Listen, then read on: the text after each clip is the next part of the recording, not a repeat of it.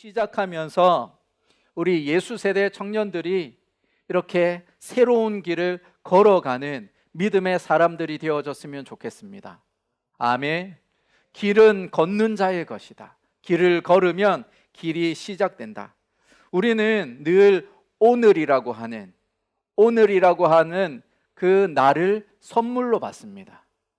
우리가 현재라는 말을 영어로 present라고 하는데 그 present가 또 선물이라는 뜻을 가지고 있죠. 우리가 오늘이라고 하는 현재, 오늘이라고 하는 그 현재를 누릴 때에 그것은 내가 뭔가 애써가지고, 화면 바꿔주셔도 됩니다. 애써가지고 누릴 수 있는 그것이 아니라 하나님께서 나에게 공짜로 주신 그런 선물이라는 거예요. 그리고 이런 하루하루가 모여서 새해가 되어졌고 이제 2021년이 되었습니다. 여러분은 새해의 시작을 어떻게 하고 있습니까? 정말 아까 그 기도의 제목을 써가면서 하나님께서 내 인생 가운데 일하실 것을 기대하면서 그렇게 하루하루를 맞이하고 있습니까? 아니면 코로나 상황이 지루하게 지속되고 있으니까 그냥 빨리 이 시간들 지나갔으면 좋겠다라고 하면서 그냥 포기하고 낙심하고 절망한 채 그렇게 살아가고 있습니까? 우리가 믿음의 사람으로서 감사한 것은 우리가 인생의 길을 걸어가는데 우리의 인생의 길에 혼자서 걸어가는 것이 아니라는 거예요. 우리 주변에 좋은 믿음의 동역자들이 있을 뿐 아니라 하나님께서 우리와 함께 하신다 말씀하십니다. 마태복음 28장 20절을 보면 예수님께서 내가 세상 끝날까지 너희와 항상 함께 있으리라. 이 말씀 한번 곱씹어 보면 세상 끝날에는 주님이 다시 왕으로 재림하실 거예요. 그런데 끝날까지 우리와 함께 하시는 그분, 그 주님께서 또 왕으로 그 끝날에 오실 거니까 우리와 늘 함께 하시겠다, 주님 약속하시는 거예요. 우리 성탄절 예수님의 오심을 우리가 기억할 때에 임마누엘, 우리와 함께 하시는 하나님, 그 하나님이 실제적으로 이 땅에 오셨고 우리와 함께 하시겠다. 세상 끝날까지, 그리고 그 끝날에 왕으로 이 땅에 오셔서 우리와 함께 할 것이다, 주님께서 약속하고 계십니다. 누가복음 24장을 보면 엠마오라고 하는 마을로 걸어가는 두 사람의 이야기가 나옵니다. 이 엠마오로 걸어가는 이 두 사람은 예수님에게 소망을 걸었던 사람이에요. 예수님이 그 시대 그 로마의 속박 속에서 그 나라를 건져낼 줄 알고 구원해 줄 줄 알고 자신의 인생을 다 내어놓았던 사람들이었습니다. 근데 웬걸 예루살렘에 입성해가지고는 그냥 비참하게 십자가에 달려 죽은 거예요. 삶의 소망을 잃어버린 두 청년, 두 사람, 그 사람이 터벅터벅 그 길을 걸어가고 있는데 그때에 주님께서 함께 하십니다. 우리 한번 말씀을 한번 보여주시면 누가복음 24장 15절의 말씀, 쉬운 성경으로 이렇게 번역을 하고 있는데 우리 한번 같이 읽어보겠습니다. 이들이 이야기를 나누며 토론하고 있을 때 예수님께서 그들에게 다가오셔서 함께 걸으셨습니다. 십자가의 죽으심으로 말미암아 끝났다 그렇게 여기면서 그 모든 소망을 걸었던 이 두 사람이 절망 속에서 낙심하면서 터벅터벅 엠마오로 향하여 나아가는데 부활하신 주님께서 그들에게 다가오셔서 함께 동행하고 계십니다. 그리고 절망 가운데, 낙심 가운데, 좌절 가운데 빠져있는 그들을 위로하면서 다시금 일으켜 주시고 새로운 소망을 불어넣어 주십니다. 끝났다라고 생각을 했는데, 이제는 아무런 희망이 없다라고 생각을 했는데, 그때 오히려 주님이 다가오셨고 그들과 동행하고 걸어가시면서 새로운 소망을 주고 있습니다. 울고 싶을 땐 사하라로 떠나라라는 책이 있는데 거기에 보면 이런 이야기가 있어요. 한번 보여주시면 끝에 머리가 있는 끄트머리. 끄트머리는 끝은 언제나 새로운 시작임을 알려준다. 그래서 그 다음 부분 우리 한번 같이 읽을까요? 끝은 영원한 마지막이 아니라 언제나 다시 시작하는 출발점이다. 끄트머리라는 그런 말을 우리가 쓰잖아요. 그건 우리는 종착점으로 이렇게 생각을 하는데 그것이 아니라 출발점이라는 거예요. 이전의 것이 끝났을 뿐 새로운 것이 시작되어질 그 출발점이다 라고 이야기를 하고 있습니다. 우리 또 인터넷에 이런 시가 있더라고요. 끝이라고 하는 작자 미상의 시가 있는데 같이 한번 읽어볼게요. 끝이라고 쓰고 곧이라고 읽는다.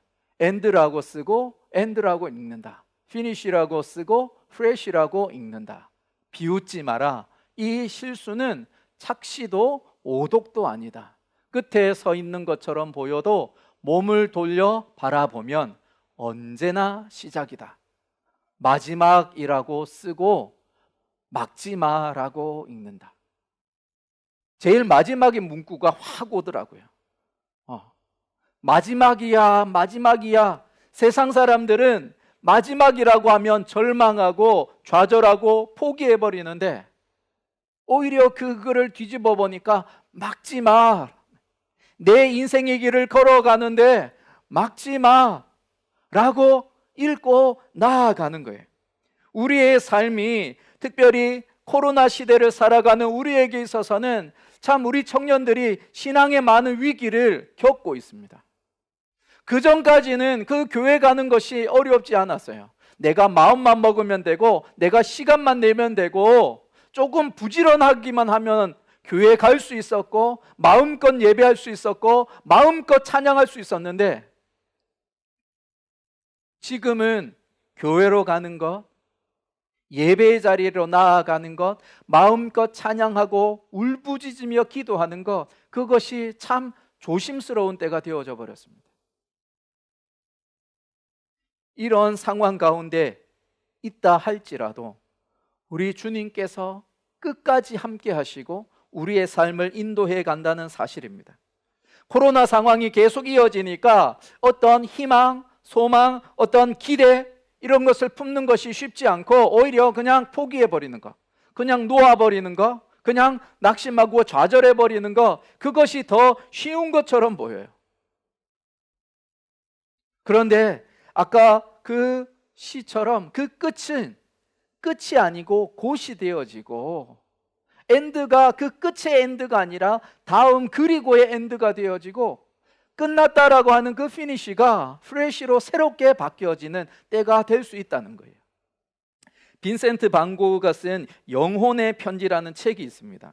그 책을 보면은 동생 테오라고 하는 그 자신의 남동생에게 쓴 편지의 내용이 나오는데 한번 우리 흰색부터 좀 천천히 한번 읽어볼게요. 캔버스와 마찬가지로 우리의 삶도 무한하게 비어있는 여백, 우리를 낙심케 하며 가슴을 찢어 놓을 듯 텅 빈 여백을 우리 앞에 돌려놓는다. 그것도 영원히 텅 빈 캔버스 위에 아무것도 없는 것처럼 삶이 우리 앞에 제시하는 여백에는 아무것도 나타나지 않는다. 삶이 아무리 공허하고 보잘것없어 보이더라도, 아무리 무의미해 보이더라도 확신과 힘과 열정을 가진 사람은 진리를 알고 있어서 쉽게 패배하지는 않을 것이다. 그는 난관에 맞서고 일을 하고 앞으로 나아간다. 간단히 말해 그는 저항하면서 앞으로 나아간다. 그는 저항하면서 앞으로 나아간다. 한번 우리가 지금까지 살아온 삶의 모습을 한번 보십시오.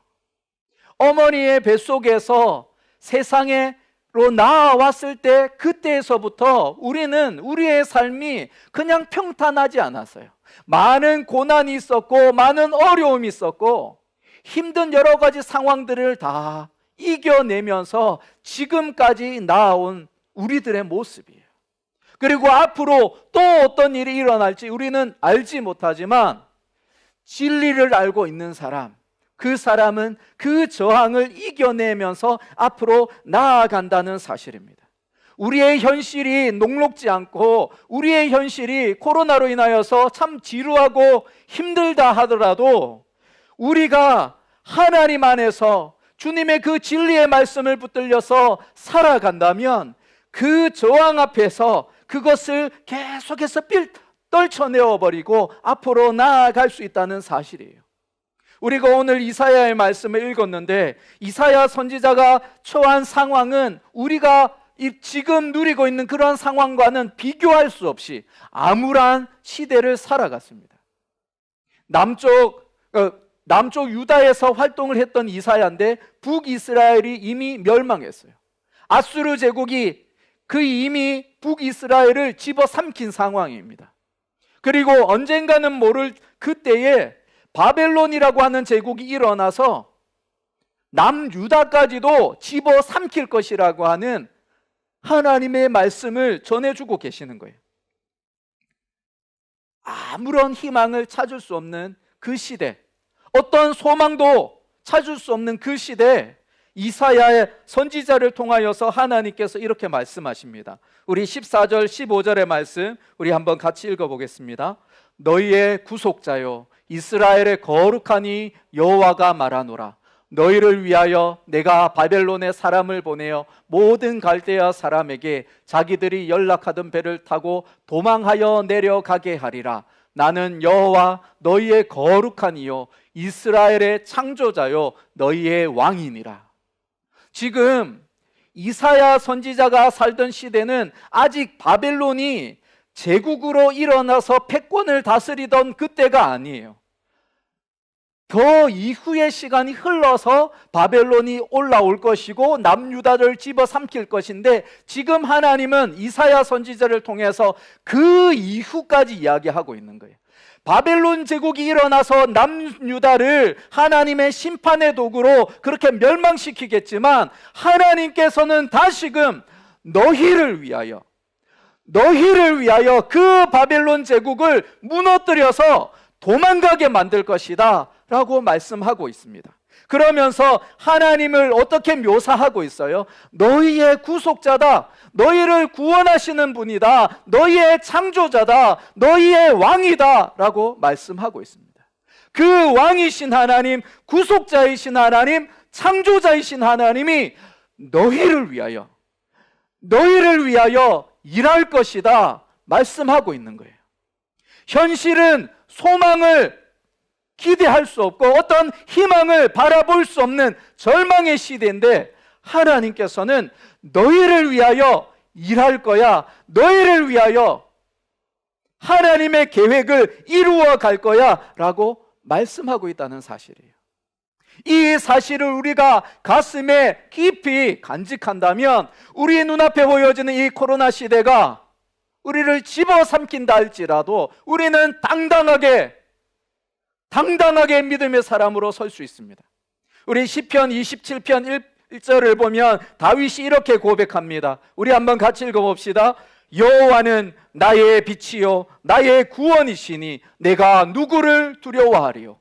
여호와는 내 생명의 능력이시니 내가 누구를 무서워하리요.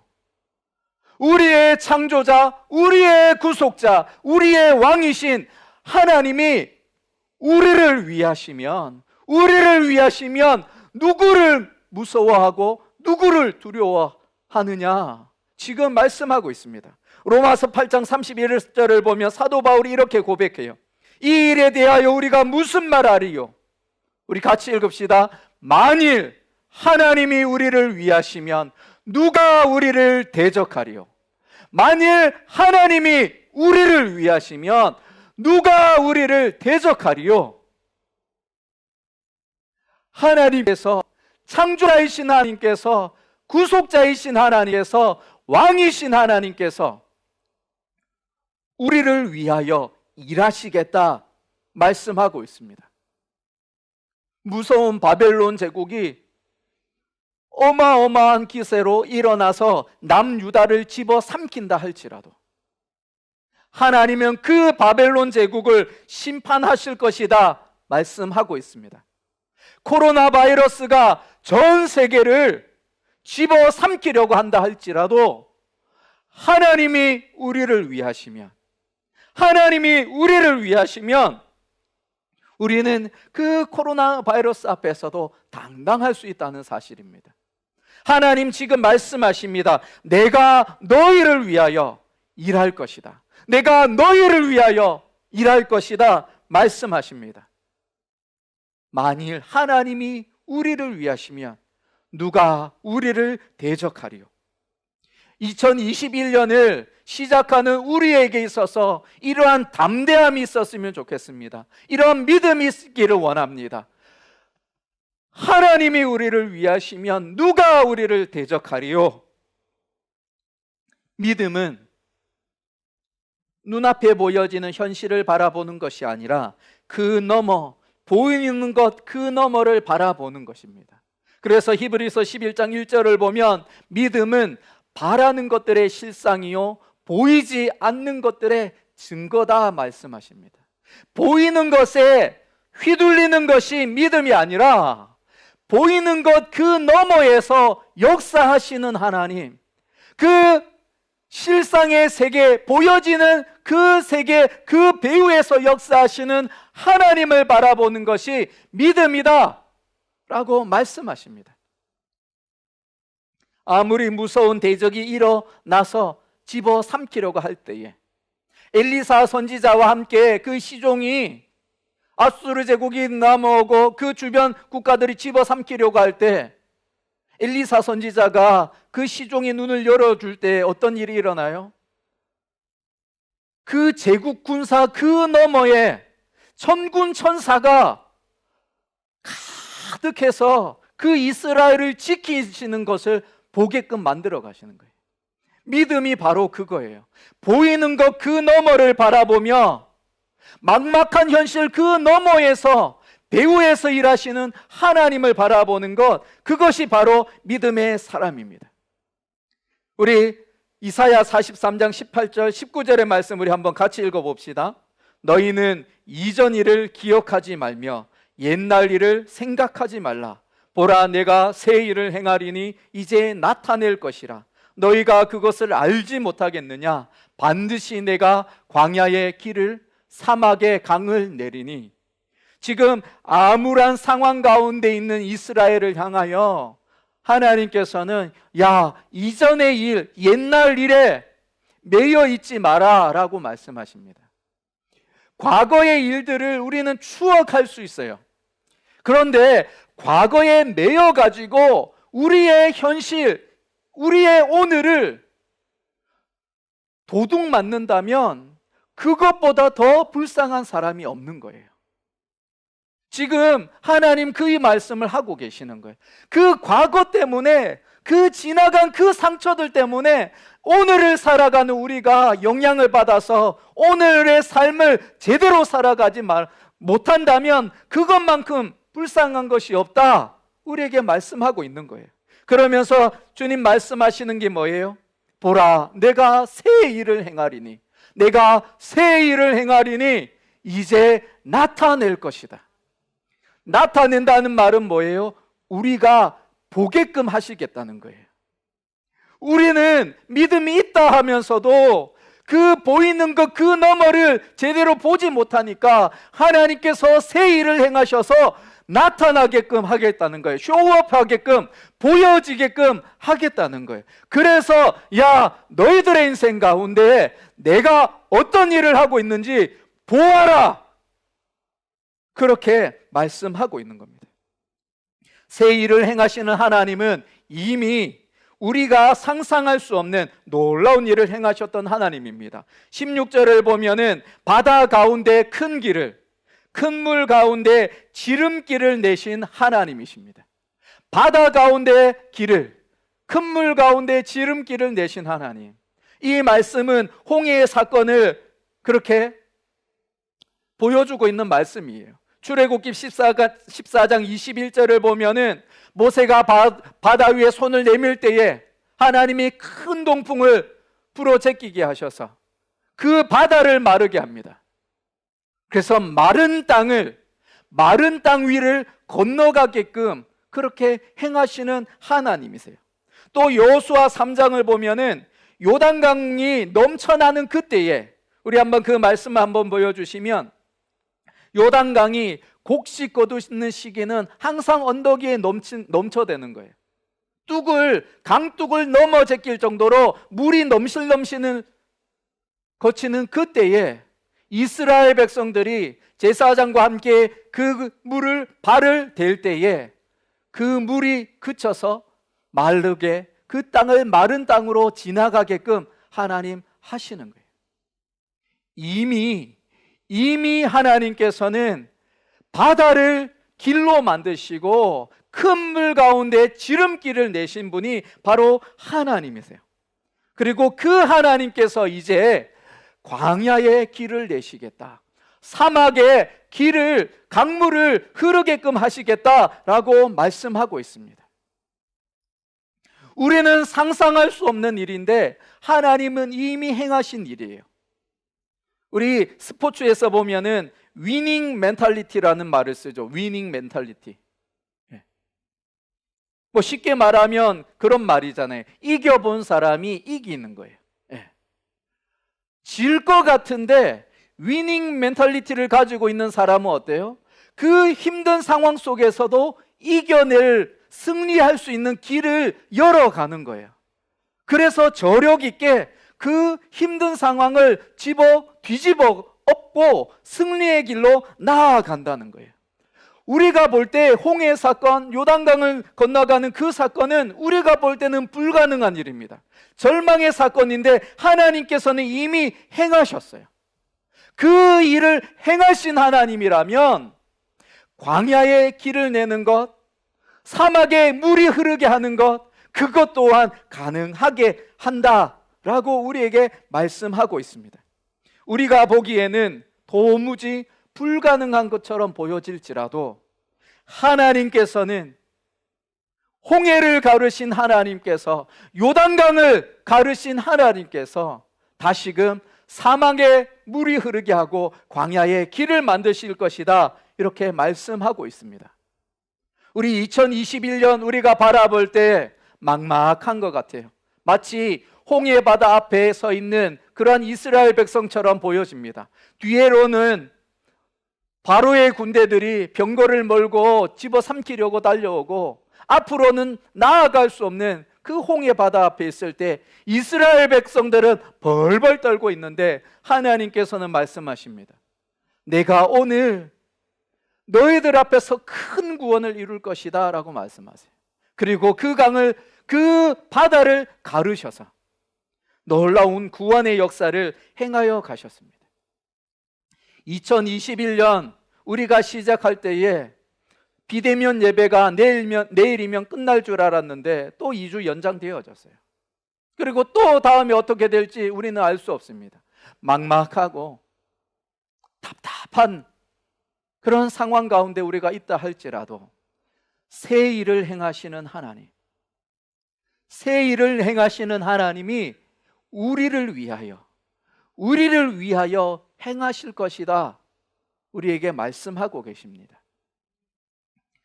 우리 포스터 하나를 한번 보여주시면, 이 포스터는 세계 2차 대전 때 영국의 처칠 수상이 이 영국 국민들에게 힘과 용기를 북돋워주기 위해서 이렇게 만든 포스터라고 합니다. 이 포스터의 의미가 평정심을 유지하면서 하던 일을 계속하라, carry on 하라, 계속해서 그 일을 하라 라는 그 뜻을 가지고 있습니다. 근데 사실 이 포스터는 실제적으로는 사용은 되지는 않았다고 합니다. 왜냐하면 세계 2차 대전이 일어났을 때 이 포스터를 만들 때는 독일이 영국 땅에 와서 전쟁을 일으키면서 되게 힘든 상황이 되어졌을 때를 가정해서 이렇게 만든 포스터였는데, 실제적으로 그 일이 일어나지 않고 독일이 패망하고 영국이 승리했기 때문에 그래요. 정말 멸망할 것 같은, 정말 막바지에 다다를 것 같은 그 상황이 이르렀을 때에조차도 뭐 하는 거예요? 평정심을 유지하고 keep calm하고 carry on 하는 겁니다. 우리의 길을 묵묵하게 걸어가는 겁니다. 길은 걷는 자의 것이다. 아까 우리가 보았던 것처럼 우리가 우리의 인생을 걸어갈 때 하나님께서는 우리와 함께 하시겠다 말씀하시고 너희를 위하여 새 일을 행하시겠다 말씀하고 계십니다. 우리가 상상할 수 없는 그 놀라운 일을 하나님께서는 행하시겠다 약속하고 계십니다. 우리가 2021년을 마무리하는 그때가 되어졌을 때 내 인생 가운데 새 일을 행하신 하나님 앞에 기뻐 찬양하는 우리가 되기를 소원합니다. 우리 44장 21절 이사야 그 말씀을 보면 하나님 이렇게 말씀하시죠. 이 백성은 내가 나를 위하여 지었나니 나를 찬송하게 하려 함이니라. 이 말씀은 그냥 찬송하게끔 하겠다라는 것이 아니라 새 일을 행하신 하나님을 체험함으로 말미암아 우리의 인생 가운데 놀라운 일을 행하시는 그 하나님을 체험하고 그 하나님을 높이는 내 백성을 일으킬 것이다 라고 말씀하시는 거예요. 2021년 마무리되는 그때에 우리가 이런 놀라운 고백이 있기를 원합니다. 하나님, 내 인생 가운데 일하신 하나님, 나의 찬양을 받아 주시옵소서. 나의 영광을 받아 주시옵소서. 나의 감사의 제목을 받아 주시옵소서. 우리가 올려드리는 이 한 해가 되기를 소원합니다. 아멘.